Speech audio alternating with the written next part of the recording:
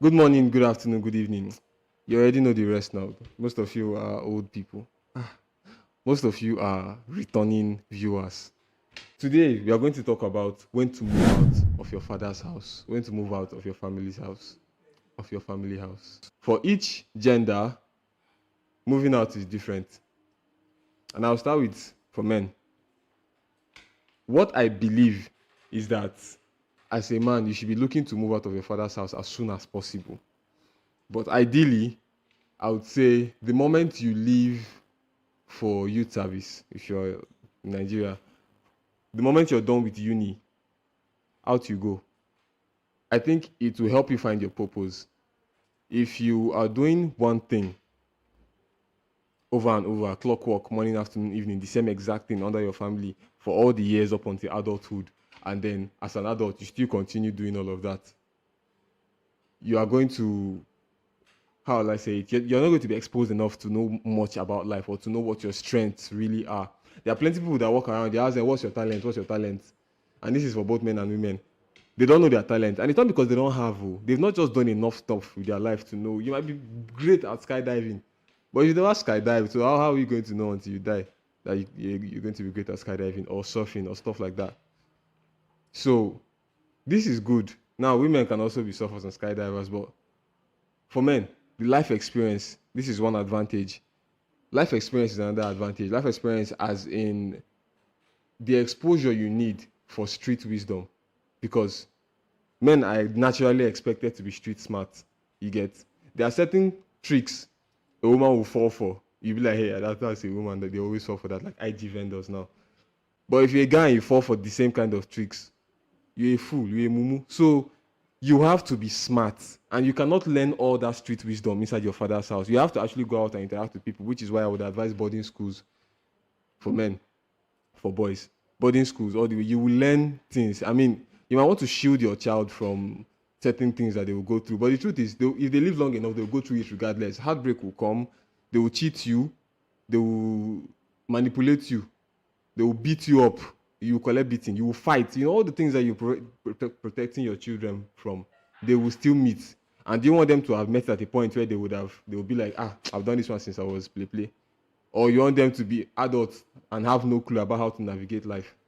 If your own is that you want to get up and make money and help your family, then leaving your house can really activate your hustle spirit. Like, if you leave out, if you move out and you start to stay on your own and you see what responsibilities are like, it will motivate you to do better.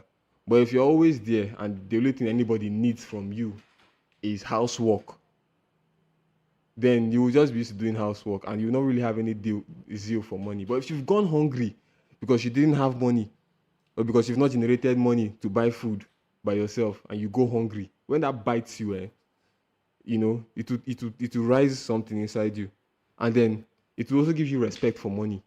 If the money in the household is controlled by your mom, for example, and then she does the shopping, does the groceries, and clothes, occasionally they'll buy clothes for you, so you're clothed, you don't really care, you don't about money and stuff like that. But when you go out and you see that if you have 10K, there's no free food, there's no free clothes,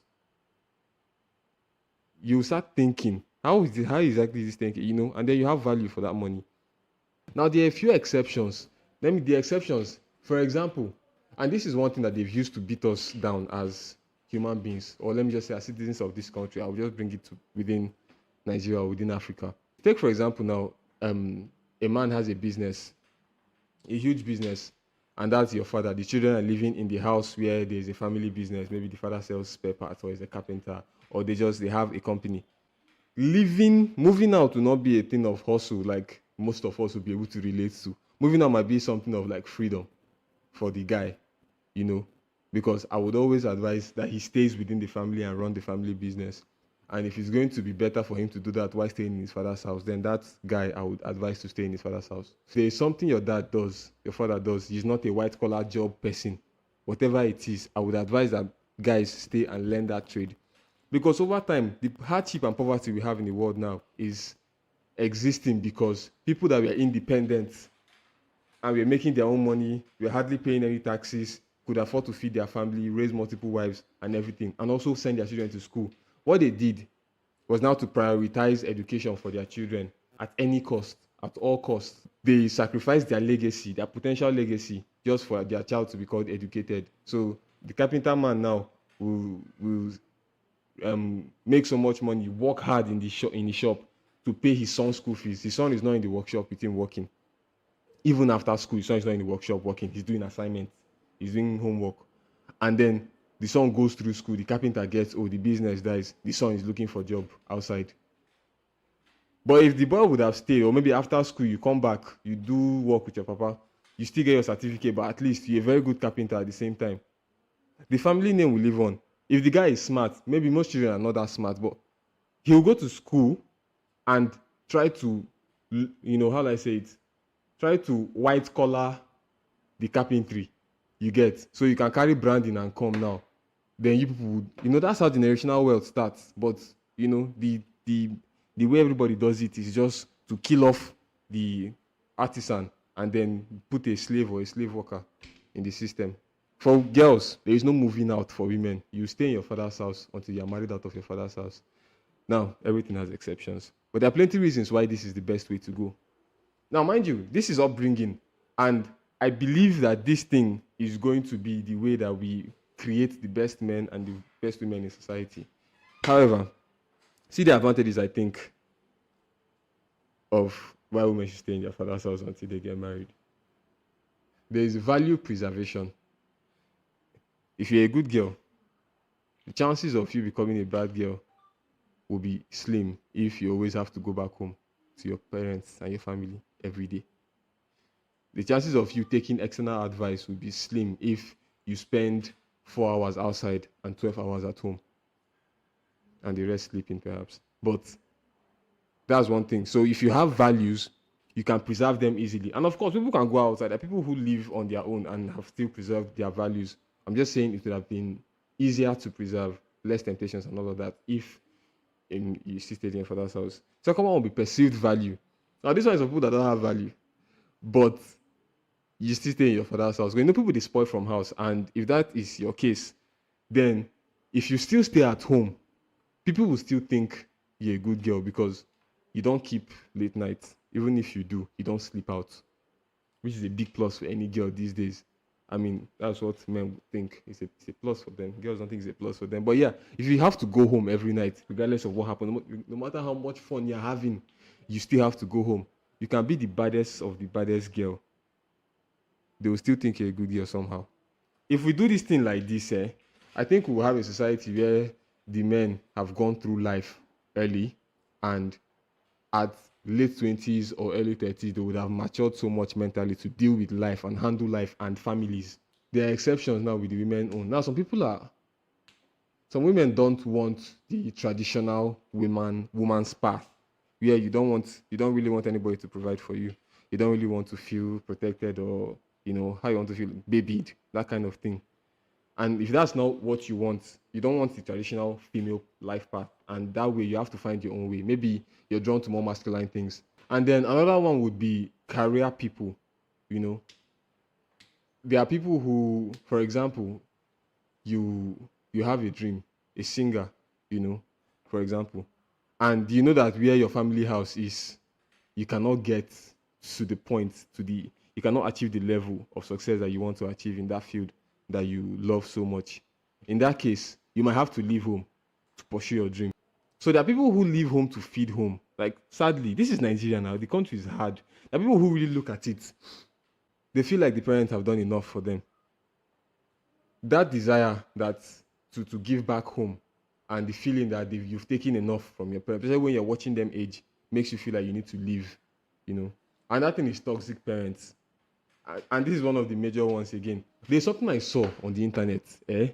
I saw a post. It's one of these popular blogs, maybe Tunde or Insta blog or someone, maybe ever left. Posted something where someone said, do you always have that friend that whenever something good happens to you, they always seem sad about it? It's almost like they cannot hide it. You can tell that this person hates when something good happens to you. And then I went under the comments. And the amount of people that said their mother. And parents don't understand that time with their children is short until they start missing them. You get? And if you don't build a good relationship with your children, eh, and they move out, they've escaped you. Yeah, they will avoid you. They will avoid you. So you might think you're doing things right in their best interest and everything. They're just looking for how to get rid of you. I mean, get away from you. So don't suffocate your children. Some people still hit their children as adults. Too. As in, I'm going to say something again that's going to put me in trouble. I believe you can hit the female child, as in your daughter. Nobody else is going to be hitting her. But I'm saying, I don't think a father should be slapping his son that is 20 years old, or a mother should be slapping her son that is 20 years old. I don't know why I think it's okay for a father to slap his 20-year-old daughter instead. Maybe above 25, you can stop hitting them. But I feel like there's a fear for violence that women have that lives longer in them than in men. After a certain age, as a guy, you stop fearing violence. If somebody threatens you with a fight, you say if you mold your fist. But I think with women, they fear violence a little bit more, so it might have a correcting effect. Use the time with your children wisely. Use the time with your children wisely because it's short. You get some people used to outsource raising their children to the church and to schools because they are paying money and they have their children for the majority of the time. I will tell you, the schools, their plan for your children is what the government wants for your children. That is, the government has a plan for your children. And when they go to school, it is that government's plan that they're implementing. So they don't care if your child is going to be a thief. That's not what the government just wants to give them a certificate, pass through the system, go to the next stage. It's not to, that's not their priority. Your child would have to learn things from you. So use the time you have with them wisely. If they go to school from 8 a.m. to 2, that time that they are with you, make sure you are the way you are bombarding the child with wisdom, knowledge, so that when they leave you, you have laid a solid foundation. Okay, so yeah, so I'm going to leave with this thing. There's a reason I think the way I think. There's a reason I've said these things I've said the way I've said them, and it's because deep down inside me and deep down inside you, I believe that we should know that God would have not made two different genders if we are not supposed to be doing different things to help the society.